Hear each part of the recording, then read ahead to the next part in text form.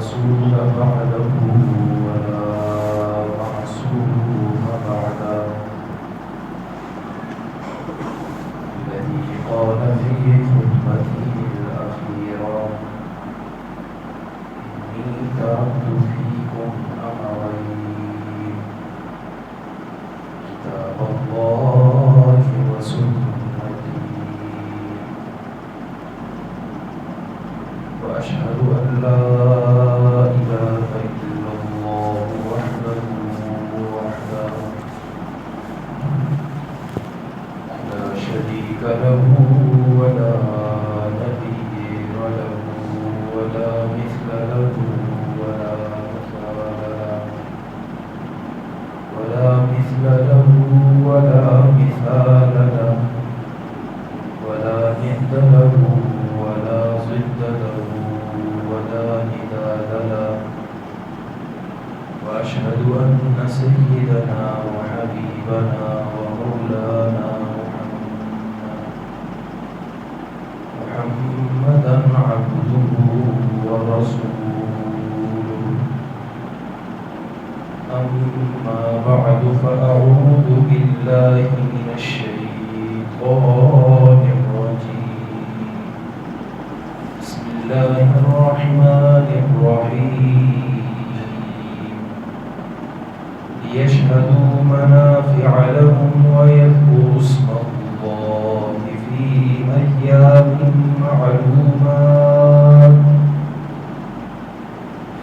أيام معلومات على ما رزقهم من بهيمة الأنعام فكلوا منها وأطعموا البائس الفقير ثم ليقضوا تفثهم وليوفوا نذورهم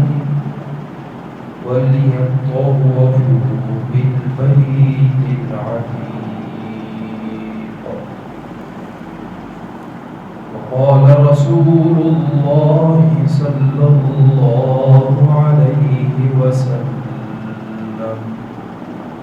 أحب الأعمال إلى الله أدومها وإن قل أو كما قال عليه الصلاة والسلام صدق الله وصدق رسوله النبي الأمي الكريم ونحن على ذلك لمن الشاهدين والشاكرين والحمد لله رب العالمين اللهم صل على محمد وعلى آل محمد كما صليت على إبراهيم وعلى آل إبراهيم إنك حميد مجيد اللهم بارك على محمد وعلى آل محمد كما باركت على إبراهيم وعلى آل إبراهيم إنك حميد مجيد معزز سامعین عزیز بزرگوں ذوالقعدہ 1445 ہجری ہے ایام حج چل رہے ہیں پچھلے جمعے ذکر ہوا تھا کہ قربانی کن کن افراد پر ہے اور اس میں صاف الفاظ میں ذکر ہوا کہ ہر وہ شخص جو نصاب کا مالک ہے اس پر زکوٰۃ ہے خواہ وہ شادی شدہ ہے یا غیر شادی شدہ ہے خواہ اس کے گھر میں 10 اور قربانیاں ہیں یا ایک قربانی ہے یا سرے سے ہے نہیں ہے لیکن اس شخص پر جب وہ نصاب کا مالک ہے تو اس پر قربانی واجب ہے جب قربانی اللہ رب العزت کی طرف سے واجب قرار پائی ہے تو اس میں سب سے بڑی چیز وہ اللہ کی رضا مطلوب ہو، اور اس کے بغیر قربانی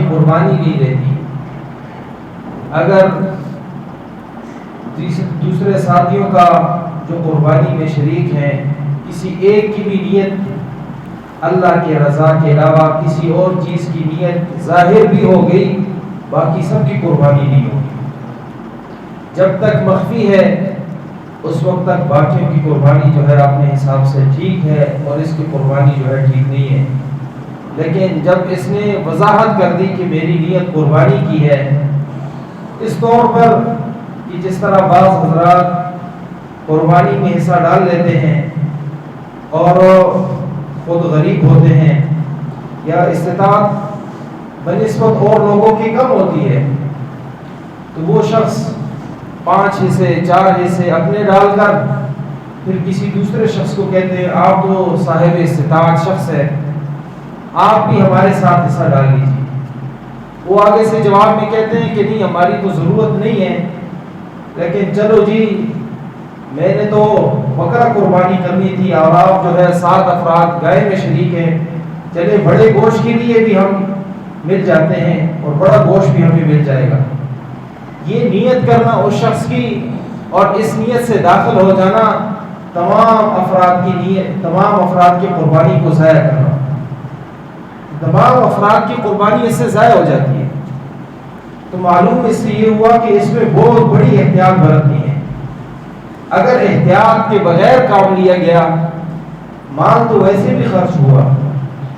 لیکن آپ کے ذمہ وہ قربانی باقی ہے اگر آپ نے اس کی شرائط کی موافق قربانی نہیں کی۔ اور اس صاحب نصاب کو کب دیکھا جائے گا کہ صاحب نصاب کون سے دن دیکھا جائے کہ ان دنوں میں اگر کوئی شخص صاحب نصاب ہے تو وہ اس پر قربانی ہے، جو ان دنوں میں نہیں ہے ان پر قربانی نہیں ہے تو وہ خصوصاً صرف اور صرف 10 11 12 یہ تاریخ ہے اس کی، ان ایام میں اگر کوئی شخص مالدار ہے تو اس پر قربانی واجب ہے۔ اگر ان ایام میں کوئی شخص مالدار نہیں ہے تو اس پر قربانی واجب نہیں ہے۔ اگر ایک شخص اسی طرح ایک شخص جو ہے عام ایام میں جو ہے اس کے پاس مال و دولت تھے، لیکن 9 ذی الحجہ کو کسی وجہ سے اس کا سارا مال ضائع ہو گیا، تو اب اس کے لیے قرض لے کر قربانی کرنا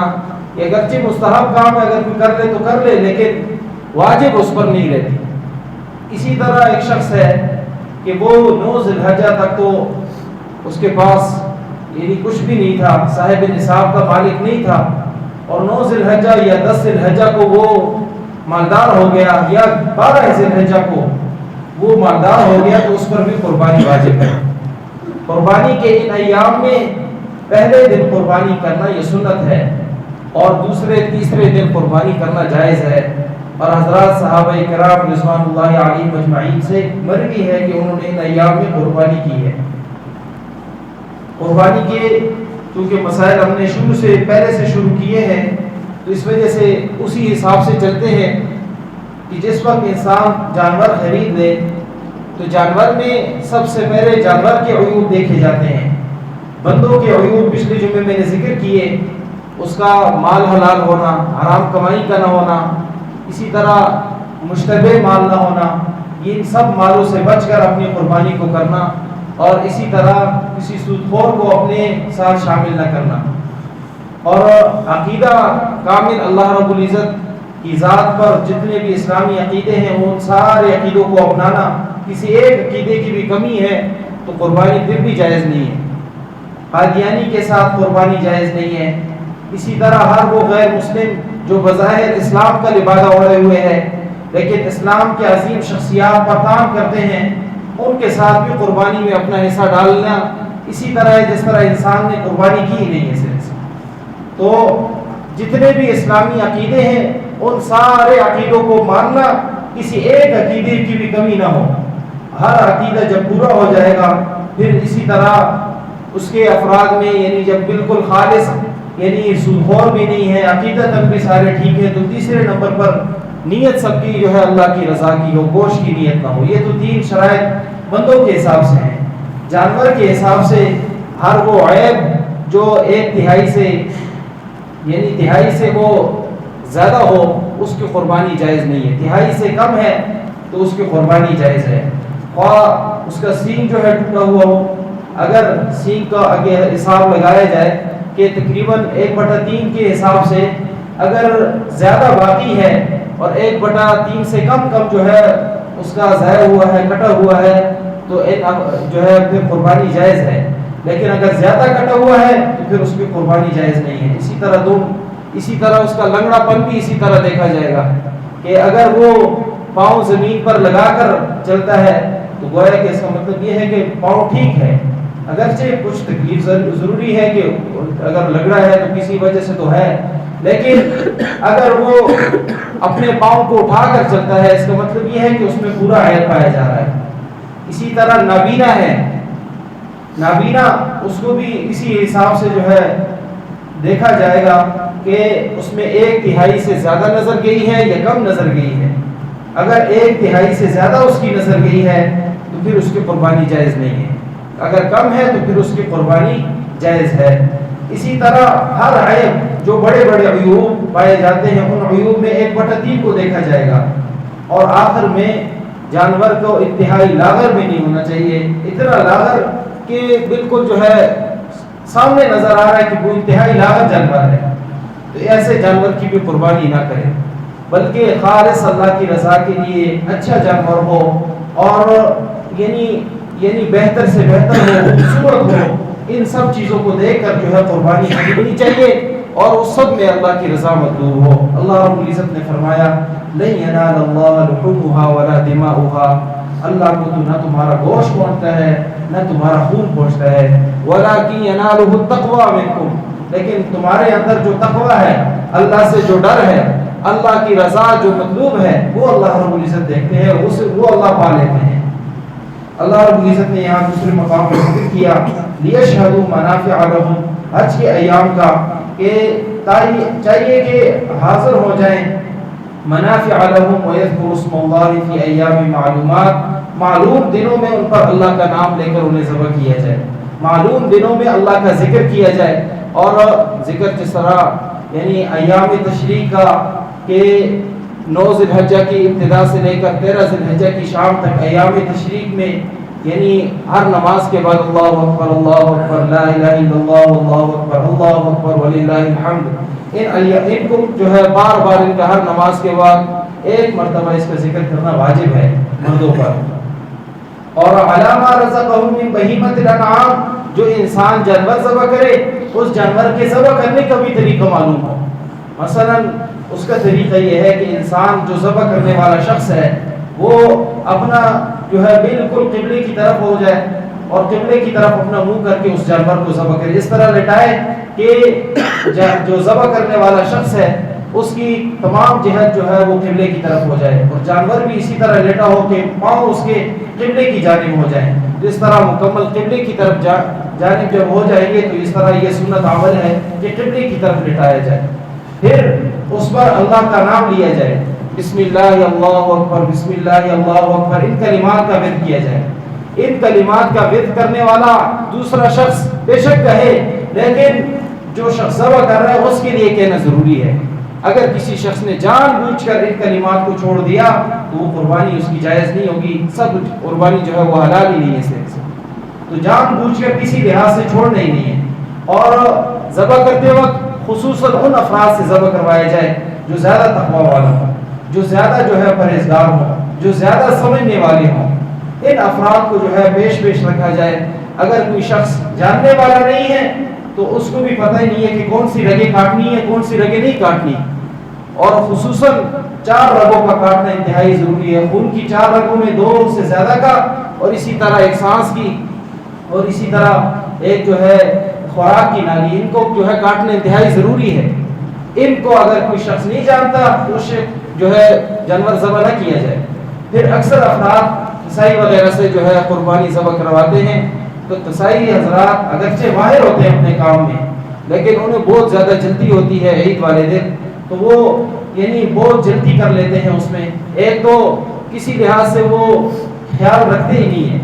نمبر 1 ان میں سے یہ ہے کہ جانور کے سامنے جانور کو ذبح کرتے ہیں، اور یہ بالکل جائز نہیں ہے۔ آپ صلی اللہ علیہ وسلم نے اس سے منع کیا ہے کہ جانور کے سامنے جانور کو نہ ذبح کیا جائے۔